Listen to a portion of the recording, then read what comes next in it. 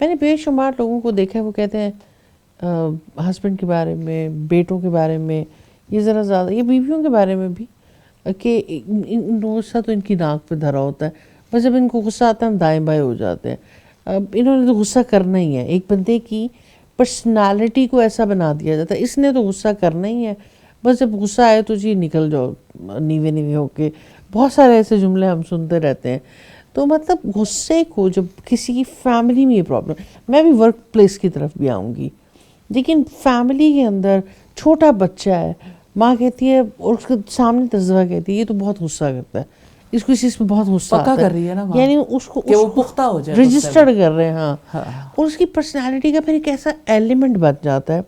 خاندان میں بہت سے لوگ ہوتے ہیں، لوگ ان سے بات ہی نہیں کرتے کہ فلاں انکل فلاں آنٹی، ان کو تو بہت غصہ آتا ہے. شوہر بیوی کے درمیان اتنے اختلافات کھڑے ہو جاتے ہیں، بیوی بچوں کے ذہن میں یا شوہر بچوں کے ذہن میں یہ بات ڈال دیتے ہیں انفارچونیٹلی کہ تمہارے والد صاحب کو یا تمہاری والدہ صاحبہ ان کو تو غصہ آنا ہے، چلو کوئی اور راستہ نکال لیں.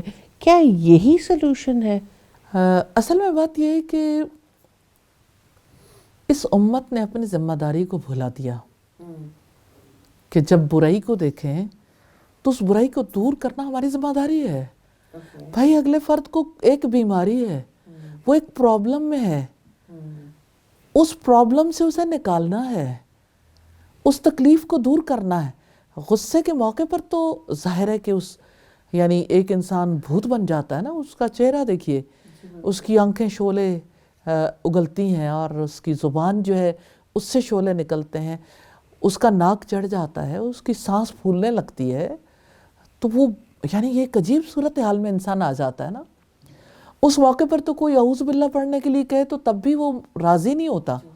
جی بالکل ایسے ہی. حتیٰ کہ رسول اللہ صلی اللہ علیہ وسلم نے اپنی حیات میں غصے والے شخص کو جب کہا تو اس نے اس پر بھی غصہ کیا تھا کہ غصہ یعنی کہ مجھے اعوذ باللہ پڑھنے کے لیے کیوں کہا گیا.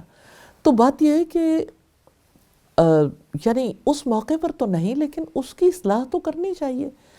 اس کے بارے اس کو کوئی بیمار کنسیڈر، یعنی میں سمجھتی ہوں اس کے غصے کو رجسٹرڈ کر لیا گیا کہ اس نے غصہ کرنا ہے، اس نے تو کرنا یہ اس ہے. کا لائف سٹائل ہے، جی اور اب اس کے غصے کے حوالے سے اپنے طرز عمل کو سیٹل کر لو.